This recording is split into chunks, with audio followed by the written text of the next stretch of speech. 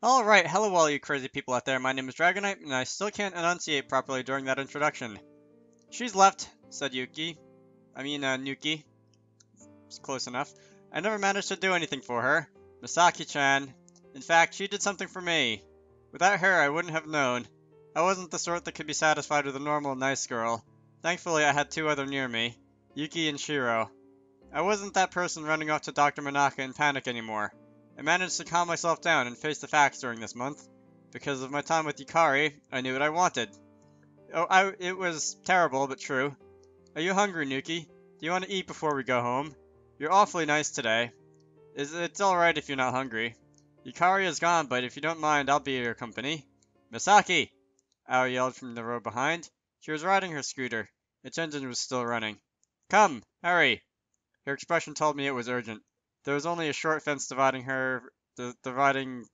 there was only a short fence dividing the platform from the road. I turned backwards towards Nuki. She looked bewildered, unsure of what was going on. Sorry, Nuki. I'll pay you back in the entrance fee later. I jumped over the fence and ran towards Ao. We don't have much time. Get on. She shifted forward in her seat, making space for me. She was anxiously gripping the bars as if she couldn't wait to hit the accelerator. I didn't have time to ask questions. I climbed on and wrapped my arms around her waist. Don't die. Excuse me? I never got an answer. Ah! I almost fell off. Hold on to me properly. Do you want to hit the car in the back? Are my eyes playing jokes on me, or did the speed meter go around in a full circle? I got Mayoi to tune it for me. We had to yell at each other for our voices to beat the wind. But where are we going? Ao didn't reply, but simply stepped on the accelerator. It was impossible to speak now. Yuki Konno watched the two speed away in the distance and disappear in the distance. The station master looked as if he wanted to ask what all the ruckus was about, but he thought better of it. I wanted to... Nuki laughed to herself. She was laughing because that was the only thing she could do now that she knew how impossible Masaki was. Just like Yukari-chan, I wanted to tell Masaki-chan how I felt too. She would cry later when no one was watching. It was a familiar place Ao took me to. She braked hard, causing the scooter to skid to a stop and almost tumble forward. I hit my face on Ao's back. We made it in time. In time for what? This is Yukari. I rubbed my nose as I looked up at the house. It was like watching a sandcastle in the wind. Yukari's house slowly crumbled and broke into little pieces, melting away. Get off. Ao kicked down the stand and parked her scooter on the spot. I climbed off, but the entire time I couldn't keep my eyes off the vanishing house. The second floor where Yukari's room was, where we had cake and coffee, turned to dust and was blown away by the wind. The first floor looked strange without a ceiling. The walls and glass crumbled, and Yukari's parents were in the kitchen and living room melted into nothing. Who were in the kitchen and living room melted into nothing. Everything vanished. Vanished. Vanished. That's normal. You wouldn't have believed me if you hadn't seen this. Nothing was left now but open space. What do you mean? Yukari Nakahari was a fabricated doll. I didn't understand. I just knew I couldn't accept that. I grabbed Ao's shoulders in anger. Can you be rational, or is your brain not working? Her cold eyes, the look that I knew so well from the past, acted like a slap to the face. To my face, specifically. I sobered up. She knew something that I didn't know.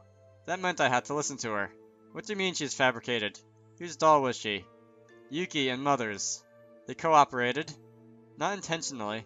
They both had the same objective, and Mother granted their wishes, made them real. But Yukari had a life. She went to our school. I've rewritten the Sakura family's memories. I've lived as Tagami for the past 2 seasons. Although Sakura has noticed the truth, she added. Mother is the land itself. As long as you belong here, she is what she is, a god. And with her power, she not only rewrote everybody's memory, but her own as well. You're finally catching up. So Shiro made Yukari and made everybody in town believe she was there from the start. For what? That sounds like a topic you'd be interested in. Why do people play with dolls? Because I wasn't able to refuse Yukari's offer. I couldn't keep my distance from her the way I wanted to. Because she was the total opposite of Yuki and Shiro. Because you've got to make believe, pretend something is real and experience it. A doll can be anybody because it's become anything. It can become it can become someone that you don't have in your life, someone that lives up to your dreams. It was easy to make her that normal, cute, pretty girl and that let you have power over her. Something that you idealized about Misaki. That's what Yukari was for. That's only half of the answer. I still don't see what the objective is. I think they're feeling insecure. Ao wandered past me, pacing. Now that they have child in them, things can't stay the same as they were. You have to choose. Both of them will need you more than ever. They need to know that what kind of girl was ideal for you. They were trying to gather information. If it was the doll they used, they didn't have to worry about hurting anybody. They aren't the sort that would forgive an experiment like that. That's why they rewrote their own memories. Mother's powers were only effective on people in the land. I wasn't affected because I haven't lived here for a very long time. I knew this would happen sooner or later. She stopped pacing, her back towards me. Maybe you can see it now. She looked up. There was a thin veil of clouds spread wide across the sky. Mother said this happened too when she had me. The sky is pulsing. I couldn't believe what I was seeing. The sky repeatedly tightened and spread out again. Al was watching the same thing. It had to be real. I could hear our foreign heartbeat throbbing through my mind. The land has become a womb ready to bear a new child. I was speechless. We stood listening to the steady drumming. There were 2 heartbeats. There were no doubts whose they were. Our God has recreated the world just for you, Masaki. I placed my hands on my heart. I could feel the pulses synchronizing with my own. It's not something that I can do. Ao turned to face me. Misaki, you know I love you. How do you feel about me? She asked calmly. I remember the day when we saw the blue cherry blossoms. They were the same color as the sky now. I was attracted to her, but I don't think I can love you the way you want me to. I was sure of my answer. I knew you'd say that, she nodded. Yuki-chan's the same as me. We can tease and provoke you, but we can never step close to your heart. We failed worse than Yukari did. Her calm expression cracked as her lower lip began to tremble. She broke down in tears. Her cries drowned out the sound of the pulsing. She wailed and howled as if she was in pain. But there was nothing I could do, and I couldn't ask for forgiveness. It was all because of me. I did that to her. I was always hurting people. What was I doing now? What was I supposed to do now? I just stood there watching her cry. Epilogue. Alright, that wasn't very long, but since this is the epilogue, I'm going to end this off. My name is Dragonite, as you may or may not know, and in the next part, we're going to be finishing this off. I will see you all later.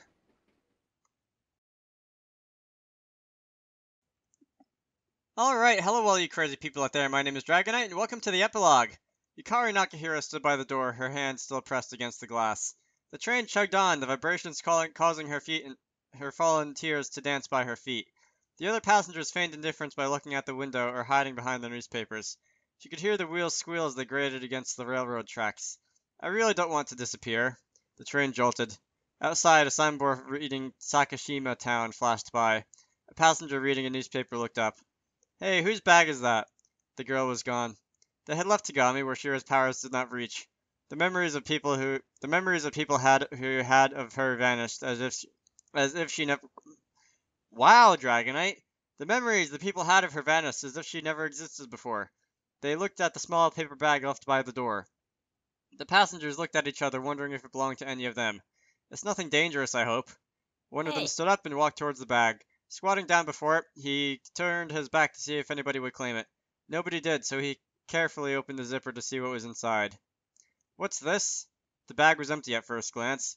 He stuck his hand in to feel the bottom. This. He pulled out a small, dry cookie with his fingers. There was only one small bite mark on it. Note to future self. Append that to the end of the last chapter because that was nothing. Alright. Making a note to myself here. That was interesting.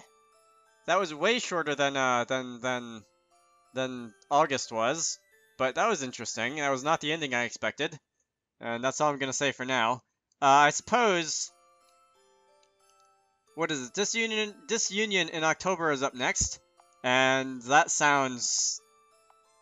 eventful, I suppose. But for now, my name is Dragonite. I hope you all enjoyed that, and I will see you all later.